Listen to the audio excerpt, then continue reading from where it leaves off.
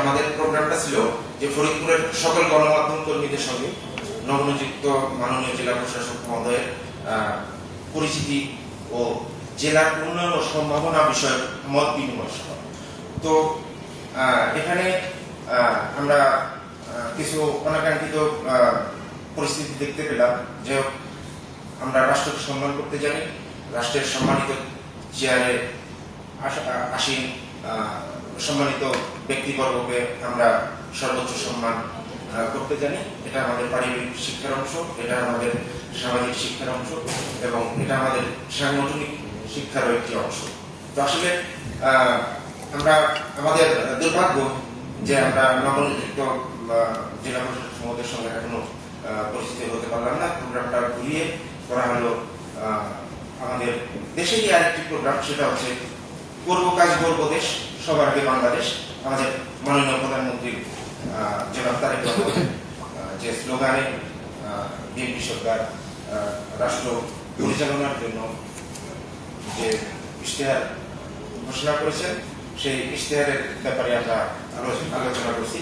আসলে যদি মাননীয় প্রধানমন্ত্রীর এই ইশতেহারের অনুষ্ঠান ছাড়া অন্য কোনো অনুষ্ঠান মানে জেলা প্রশাসক মহোদয়ের মানে পরিস্থিতি সভা বাইরে যদি অন্য কোনো প্রোগ্রাম থাকতো আমরা বয়কট করতাম, কিন্তু যেহেতু আমরা রাষ্ট্রকে সম্মান করতে জানি, মাননীয় প্রধানমন্ত্রীর ইশতেহারের বিভিন্ন ইশতেহার নিয়ে কথা বলার সৌভাগ্য হয়েছে, এজন্য আসলে আমরা এই প্রোগ্রামটি বয়কট করলাম না। আমরা অন্যান্য যারা প্রিন্ট এবং ইলেকট্রনিক মিডিয়ার সাংবাদিক এখানে উপস্থিত আছি, তো আমরা রাষ্ট্রকে সম্মান করতে জানি, সে কারণে আমরা আমাদের প্রধানমন্ত্রীকেও সম্মান করতে জানি, যে কারণে আমরা এই অনুষ্ঠানটি বয়কট করলাম না। কিন্তু এটা রাষ্ট্রের জন্য বড়ই হতাশা ব্যঞ্জক।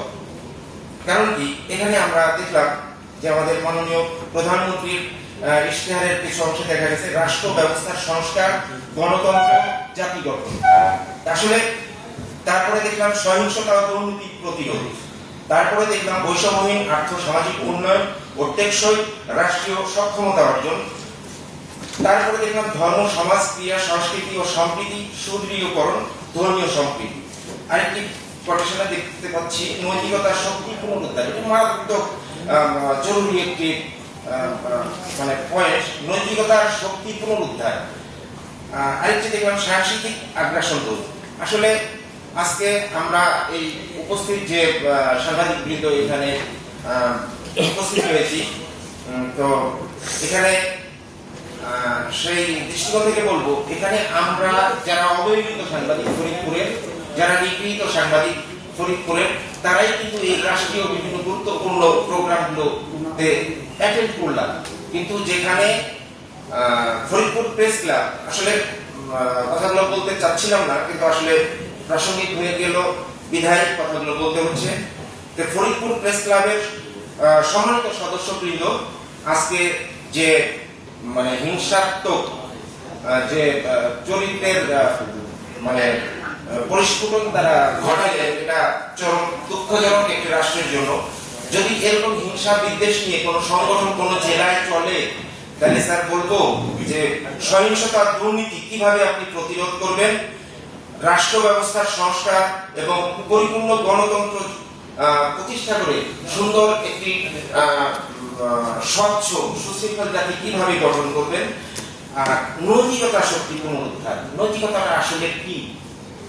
এই নৈতিকতা হচ্ছে একটি মানুষের সব থেকে বড় একটি উপাদান সামাজিকভাবে এবং রাষ্ট্রীয়ভাবে। কারণ কোন ব্যক্তি যদি তার নৈতিকতা থেকে মানে স্খলিত হয়, তাহলে সে মানুষ হিসেবে বিবেচিত হয় না এবং রাষ্ট্র তাকে সেভাবে স্বীকৃতি দেয় না বা সামাজিকভাবে সে সম্মানিত হয় না।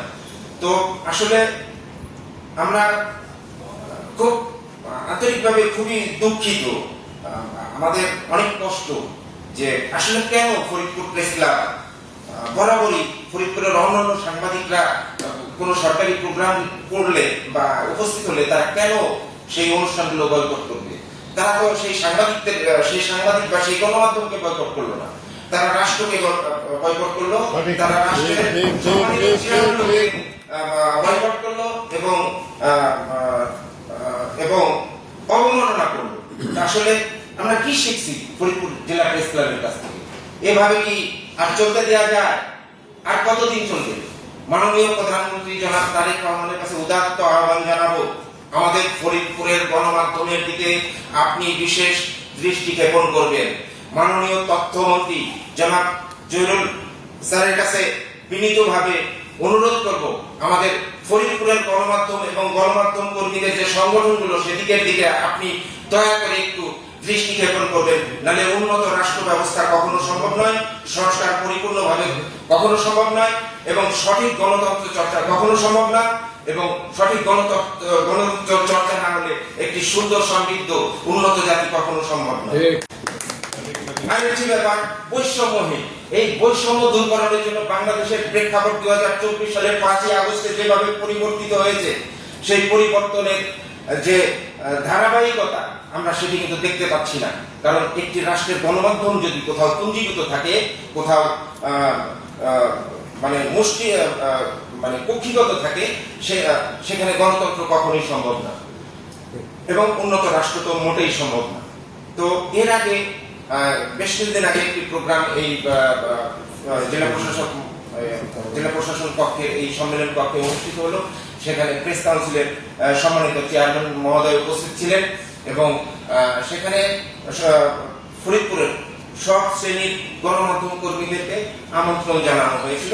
সেদিনও ফরিদপুর জেলা প্রেস ক্লাবের কিছু স্বার্থান্বেষী সাংবাদিক, নামধারী সাংবাদিক, আমি বলবো নামধারী কারণ সংগঠন হচ্ছে গণতন্ত্র চর্চার একটি উন্নত মাধ্যম। তো সেই মাধ্যমকে তারা সবসময় কলুষিত করছে তাদের ব্যক্তি স্বার্থ চরিতার্থ করার জন্য এবং ফরিদপুরের সাংবাদিকতাকে কক্ষিগত করার জন্য। আসলে আমরা এর থেকে নিষ্কৃতি চাই, কারণ গণমাধ্যম হচ্ছে গণতন্ত্রের চতুর্থ স্তম্ভ। তাই এই গণতন্ত্রের চতুর্থ স্তম্ভকে যদি কেউ কক্ষিগত করতে চায়, অবশ্যই একটি সুন্দর সমৃদ্ধ এবং শক্তিশালী রাষ্ট্র কখনোই সম্ভব না। যাই হোক, আসলে অত্যন্ত দুঃখ ভারাক্রান্ত হৃদয়ে বলছি, আমাদের ফরিদপুর থেকে এই ধরনের বৈষম্যমূলক সাংবাদিকতা বা গণমাধ্যমের চর্চা নিমেষেই বন্ধ করা উচিত। মাননীয় জেলা প্রশাসক মহোদয়কে আমরা এখানে উপস্থিত যে সাংবাদিকবৃন্দ আছি তারা সবিনয়ে নিবেদন করব যে আপনি আজকের ব্যাপারটি অবশ্যই আপনি যথাযথভাবে, নিরপেক্ষভাবে, স্বচ্ছভাবে মূল্যায়ন করার চেষ্টা করবেন এবং ফরিদপুরে তাদেরকে সাংবাদিক হিসেবে স্বীকৃতি দিবেন যারা সব সময় আপনাদের এই প্রোগ্রামগুলায় অ্যাটেন্ড করে স্বার্থের বাইরে থেকে, কোনো ধরনের কোনো ক্ষমতার আশা করে না, কারো কোনো চেয়ারের সঙ্গে ব্যক্তিগত সম্পর্ক রক্ষার জন্য তারা এই অনুষ্ঠানগুলো অ্যাটেন্ড করে না।